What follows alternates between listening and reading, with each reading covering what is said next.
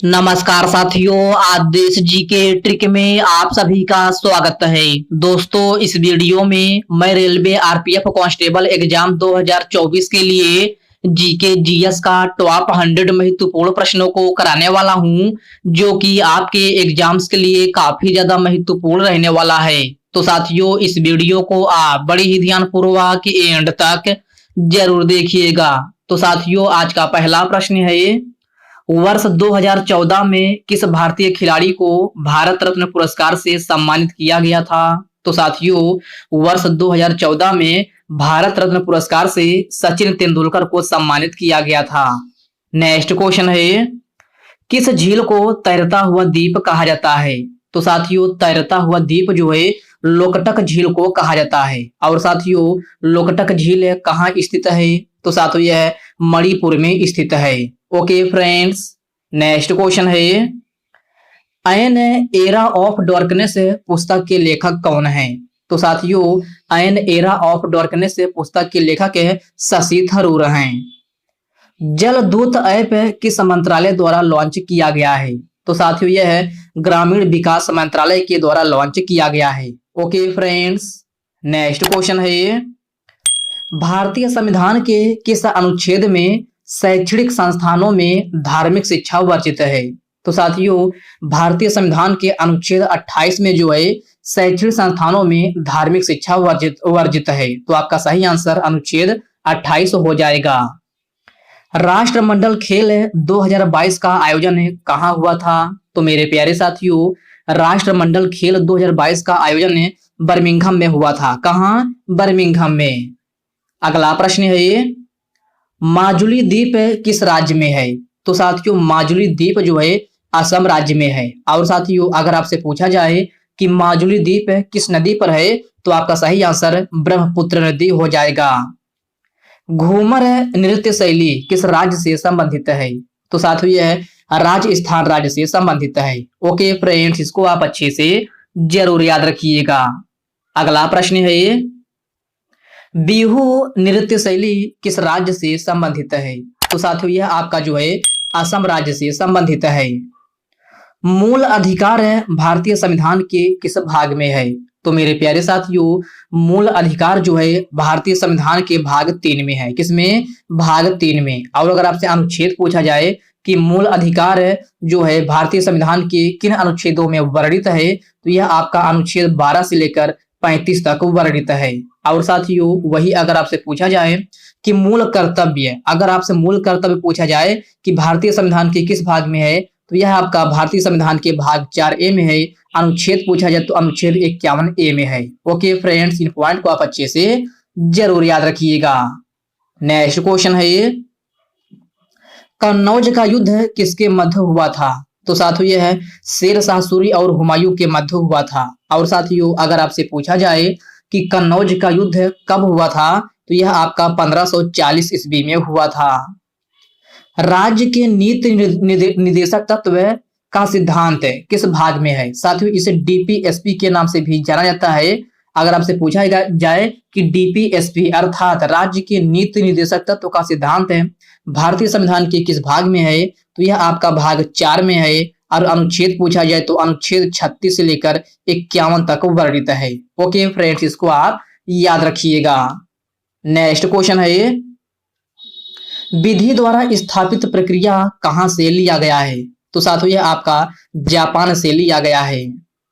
कौन सा जल मारुद आर्कटिक सागर को प्रशांत महासागर से जोड़ता है? तो साथियों, यह बेरिंग जल मारुद है। नेक्स्ट क्वेश्चन है, the 7 scenes of being mother पुस्तक के लेखक या लेखिका कौन है? तो साथियों, यह ताहिरा कश्यप खुराना है। कौन? ताहिरा कश्यप खुराना। साइना नेहवाल ओलंपिक में कांस्य पदक कब जीता? तो साथियों, साइना नेहवाल ओलंपिक में कांस्य पदक जो है 2012 ईस्वी में जीती थी। और साथियों, साइना नेहवाल का संबंध किस खेल से है? तो इनका संबंध जो है बैडमिंटन खेल से है।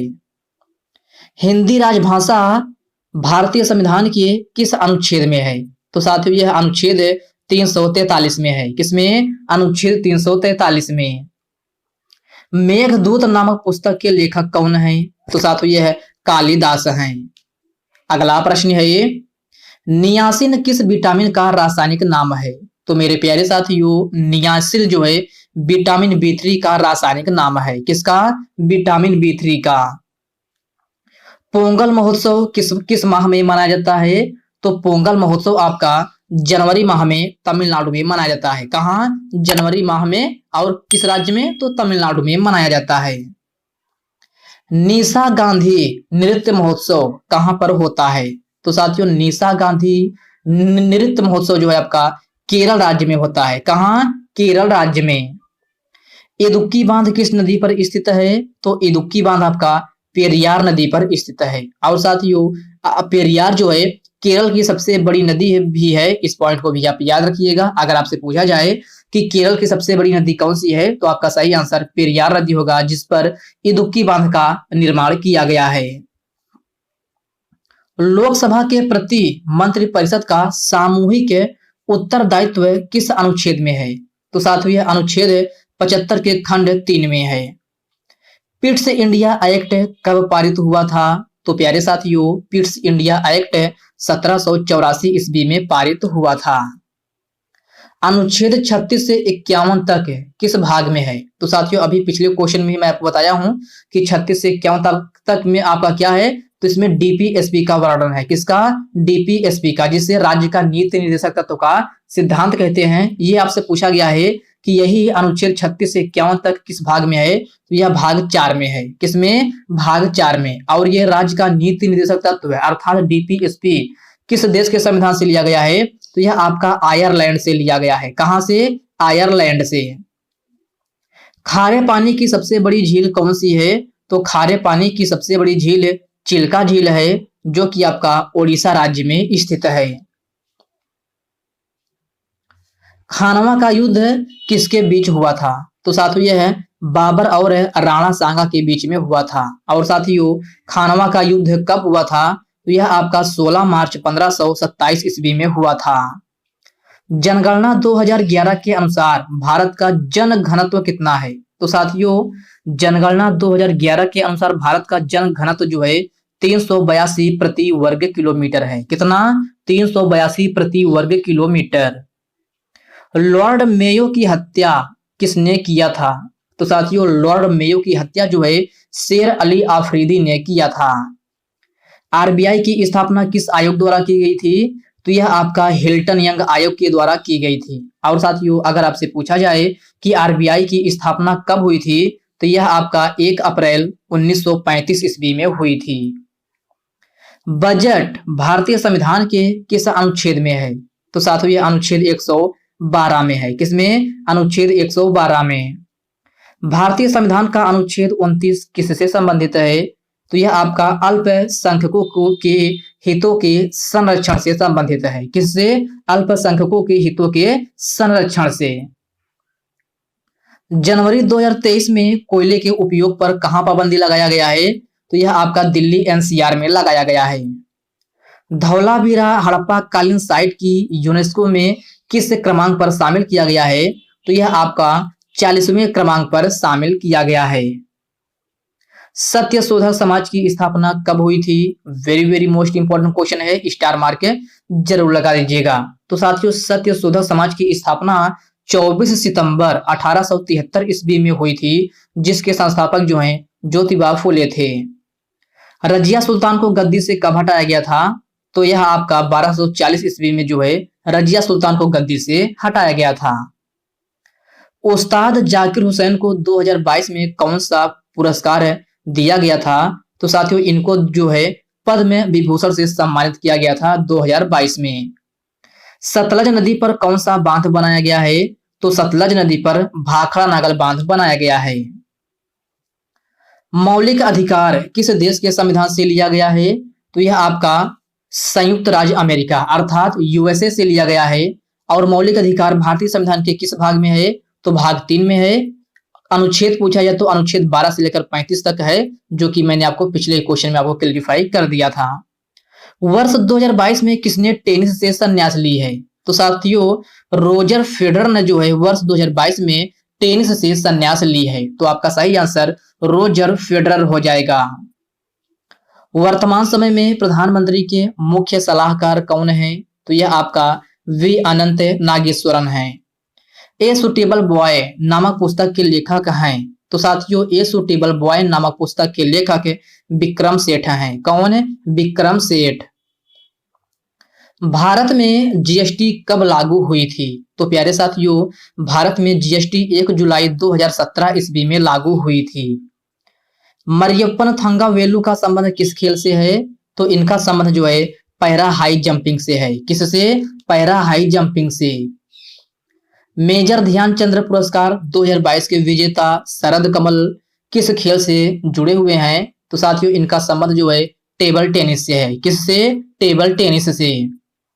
बुलंद दरवाजा किस इमारत में लगी हुई है? तो साथियों बुलंद दरवाजा जो है आपका फतेहपुर सीकरी में लगी हुई है, जो कि उत्तर प्रदेश में है। कहां? उत्तर प्रदेश में। जल्लीकट्टू नामक त्योहार किस राज्य में मनाया जाता है? तो यह आपका तमिलनाडु में मनाया जाता है। और साथियों अगर आपसे पूछा जाए कि थाई पुसम त्योहार कहाँ मनाया जाता है, तो यह भी आपका तमिलनाडु में ही मनाया जाता है। गुप्त वंश का संस्थापक कौन था? तो साथियों गुप्त वंश का संस्थापक श्री गुप्त था। कौन? श्री गुप्त। दक्षिण भारत की सबसे ऊंची चोटी कौन सी है? तो दक्षिण भारत की सबसे ऊंची चोटी अनाईमुड़ी है। दिल्ली में पहली बार विधानसभा चुनाव कब हुआ था? तो मेरे प्यारे साथियों दिल्ली में पहली बार विधानसभा चुनाव 1993 ईस्वी में हुआ था। कब? 1993 ईस्वी में। वर्ष 1921-22 में केरल में कौन सा विद्रोह हुआ था? तो साथियों वर्ष 1921-22 ईस्वी में केरल में जो है आपका मोपला विद्रोह हुआ था। राधा रेड्डी का संबंध किस लोक नृत्य शैली से है? तो इनका संबंध कुचिपुड़ी से है। और कुचिपुड़ी किस राज्य की लोक नृत्य है? तो यह आपका आंध्र प्रदेश की है। केसर ए हिंद की उपाधि किसने त्यागी थी? तो साथियों केसर ए हिंद की उपाधि महात्मा गांधी जी ने त्यागा था। गेटवे ऑफ इंडिया का निर्माण किसने करवाया था? तो साथियों गेटवे ऑफ इंडिया का निर्माण जॉर्ज विटेट ने करवाया था। कब करवाया था? तो 1911 ईस्वी में करवाया था, जो कि आपका 1911 ईस्वी अगर आपसे पूछा जाए तो सही आंसर होगा 1911 ईस्वी। वर्ष 2022 में किसे ध्यानचंद पुरस्कार दिया गया था? तो साथियों यह शरद कमल को मिला है। किसको? शरद कमल को। बहमनी साम्राज्य के संस्थापक कौन है? तो आपका सही आंसर अलाउद्दीन बहमन शाह हो जाएगा। दिसंबर 2022 में इंडियन ओलंपिक एसोसिएशन के अध्यक्ष कौन बनी है? तो साथियों दिसंबर 2022 में इंडियन ओलंपिक एसोसिएशन की अध्यक्ष पीटी उषा बनी है। कौन? पीटी उषा। हिंदू कैलेंडर के अनुसार होली कब मनाई जाती है? तो साथियों हिंदू कैलेंडर के अनुसार होली जो है फाल्गुन माह में मनाई जाती है। कब? फाल्गुन माह में। मून वॉक पुस्तक के लेखक कौन है? तो साथियों मून वॉक पुस्तक के लेखक माइकल जैक्सन हैं। हुमायूं ने किस शहर की स्थापना की थी? तो साथियों हुमायूं ने दीन पनाह नामक शहर की स्थापना की थी। कब की थी? तो 1533 ईस्वी में की थी। भारतीय राष्ट्रीय कांग्रेस की स्थापना कब हुई थी? तो प्यारे साथियों भारतीय राष्ट्रीय कांग्रेस की स्थापना 28 दिसंबर 1885 ईस्वी में हुई थी। ई शक्ति योजना किसके द्वारा चलाया गया था? तो ई शक्ति योजना नाबार्ड के द्वारा चलाया गया था। और साथियों कभी कभी आपके एग्जाम में नाबार्ड का फुल फॉर्म पूछ लिया जाता है। तो नाबार्ड का फुल फॉर्म जो है national bank for agriculture and rural development होता है। क्या? National bank for agriculture and rural development. वर्ष 2020 के अनुसार भारत में मैग्नीज का सबसे बड़ा उत्पादक राज्य कौन सा है? तो साथियों यह मध्य प्रदेश है। और साथियों अगर आपसे पूछा जाए कि वर्ष 2020 के अनुसार भारत में मैग्नीज का सबसे बड़ा भंडार किस राज्य में है, भंडार पूछा जाए तो ओडिशा राज्य होगा और उत्पादक राज्य पूछा जाए तो मध्य प्रदेश होगा। तो आपको कंफ्यूज बिल्कुल भी नहीं होना है। विंबलडन चैंपियन 2023 के विजेता कौन है? तो यह आपका कार्लोस अल्कराज हैं। आपका अगला प्रश्न है ये, वर्ष 2018 एशियाई खेल में भारत ने कुल कितना मेडल जीता है? राइट आंसर 69 हो जाएगा। T20 विश्व कप 2022 के विजेता टीम कौन है? तो यह आपका इंग्लैंड है। उपविजेता पूछा जाए तो पाकिस्तान थी। अगला प्रश्न है ये, भारत ने टोक्यो ओलंपिक में कितने स्वर्ण पदक जीता है? तो साथियों भारत ने टोक्यो ओलंपिक में स्वर्ण पदक 1 जीता है, सिल्वर पदक पूछा जाए तो 2 जीता है और ब्रोंज पदक पूछा जाए तो 4 जीता है। टोटल कितना है? टोटल 7 है, जिसमें स्वर्ण पदक 1, सिल्वर 2 और ब्रोंज 4। तो इसको आप अच्छे से जरूर याद रखिएगा। नेक्स्ट क्वेश्चन है, नीरज चोपड़ा ने डायमंड लीग में कितना मीटर जेवेलिन थ्रो करके स्वर्ण पदक जीते हैं? तो आपका सही आंसर 89.94 मीटर हो जाएगा। कुचिपुड़ी नृत्य शैली के प्रतिपादक वी सत्यनारायण शर्मा को किस पुरस्कार से सम्मानित किया गया था? तो साथियों इनको जो है पद्मश्री अवार्ड से सम्मानित किया गया था। जनगणना 2011 के अनुसार भारत की जनसंख्या वृद्धि दर कितनी है? तो साथियों इसमें आपसे पूछा गया है कि जनगणना 2011 के अनुसार भारत की जनसंख्या वृद्धि दर कितनी है? तो आपका सही आंसर 17.72% हो जाएगा। लेकिन साथियों अगर आपसे पूछा जाए कि जनगणना 2011 के अनुसार भारत का प्रजनन दर कितना है? तो 2.4% है। कितना? 2.4%। चोल वंश की स्थापना किसने किया था? तो साथियों चोल वंश की स्थापना विजयालय ने किया था। किसने? विजयालय ने। नेक्स्ट क्वेश्चन है, धीमसा किस राज्य की एक आधिकारिक लोक की नृत्य शैली है? तो साथियों धीमसा जो है आपका आंध्र प्रदेश की प्रमुख आधिकारिक लोक की नृत्य शैली है। तो आपका सही आंसर आंध्र प्रदेश हो जाएगा। अब साथियों अगर आपसे पूछा जाए कि भांगड़ा और गिद्दा लोक की नृत्य शैली किस राज्य से संबंधित है? तो यह आपका पंजाब राज्य से संबंधित है। ओके फ्रेंड्स, नेक्स्ट क्वेश्चन है, ओणम त्योहार किस राज्य में मनाया जाता है? तो साथियों ओणम त्योहार केरल राज्य में मनाया जाता है। नुआखाई त्योहार कहाँ मनाया जाता है? तो नुआखाई त्योहार आपका ओडिशा राज्य में मनाया जाता है। तो आप एक्स्ट्रा फैक्ट को भी साथ साथ देखते चलिए। समान कार्य के लिए समान वेतन भारतीय संविधान के किस अनुच्छेद में सुनिश्चित किया गया है? Very very most important question है, डबल स्टार मार्क जरूर लगा लीजिएगा। साथ में यह क्वेश्चन आप किसी भी एग्जाम की तैयारी कर रहे हो, यह क्वेश्चन हर आपके एग्जाम में देखने को मिलता है। तो साथियों समान कार्य के लिए समान वेतन भारतीय संविधान के अनुच्छेद 39 के डी में सुनिश्चित किया गया है। किसमें? अनुच्छेद 39 के डी में। हाल ही में किस शहर में पहली मेथनॉल बसों का अनावरण किया गया है? तो साथियों इस क्वेश्चन में आपसे पूछा गया है कि हाल ही में किस शहर में पहली मेथनॉल बसों होगा, यहाँ पर बसों का अनावरण किया गया है? तो यह आपका बेंगलुरु में किया गया है। कहाँ? बेंगलुरु में। ओके फ्रेंड्स, इसको आप अच्छे से जरूर याद रखिएगा। आपसे पूछा जाए कि हाल ही में किस शहर में पहली मेथनॉल, शब्द आप ध्यान रखिएगा, मेथनॉल बसों का अनावरण कहाँ किया गया है? तो यह आपका बेंगलुरु में किया गया है। ओके फ्रेंड्स, इसको आप अच्छे से जरूर याद रखिएगा और साथ ही साथ इस क्वेश्चन को आप स्टार मार्क भी जरूर लगा लीजिएगा। ये क्वेश्चन आपके करंट अफेयर का है, ये क्वेश्चन आपके एग्जाम में पूछा जा सकता है। आपका अगला प्रश्न है, महात्मा गांधी जी के राजनीतिक गुरु कौन थे? तो साथियों महात्मा गांधी जी के राजनीतिक गुरु अगर आपसे पूछा जाए तो आपका सही आंसर गोपाल कृष्ण गोखले हो जाएगा। क्या? गोपाल कृष्ण गोखले। ओके फ्रेंड्स, इसको आप अच्छे से जरूर याद रखिएगा। इस प्रकार के भी प्रश्न आपके एग्जाम में अक्सर देखने को अवश्य मिलते हैं, तो इन प्रश्नों को आप अच्छे से जरूर देख लीजिएगा। तो साथियों आज के इस वीडियो में 76 ही क्वेश्चन करते हैं। दोस्तों यह वीडियो आपको कैसी लगी आप कमेंट बॉक्स में कमेंट करके अपना फीडबैक जरूर दीजिएगा। और यह वीडियो आपके लिए थोड़ा हेल्पफुल लगा हो तो इस वीडियो को आप लाइक कर दीजिए, अपने साथियों के साथ शेयर कीजिए। फ्रेंड्स अभी तक आप चैनल को सब्सक्राइब नहीं किए हैं तो प्लीज आपसे रिक्वेस्ट है आप जो है चैनल को सब्सक्राइब करके बेल आइकन को जरूर से जरूर प्रेस कर लीजिएगा। साथियों मैं आपका आरपीएफ का जब तक एग्जाम नहीं रहता तब तक मैं आपके लिए जीके की प्रैक्टिस सेट लेकर के आता रहूंगा, तो आप लोग चैनल को सब्सक्राइब करके जरूर रखिएगा। तो चलिए साथियों इसी के साथ हम मिलते हैं किसी नेक्स्ट वीडियो में, तब तक के लिए जय हिंद दोस्तों।